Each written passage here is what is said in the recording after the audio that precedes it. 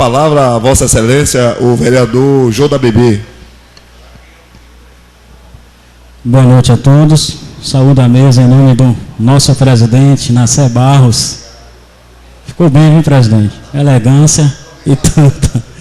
Quero aqui também cumprimentar o público e dizer que para nós, vereadores, é motivo de grande satisfação estarmos retornando do recesso. Recesso que é bom se colocar que é recesso de sessão, né, das sessões, porque o vereador não para. O vereador, ele é quase 24 horas, que às vezes até dormindo a pessoa chama e a gente está ali prestes a atender.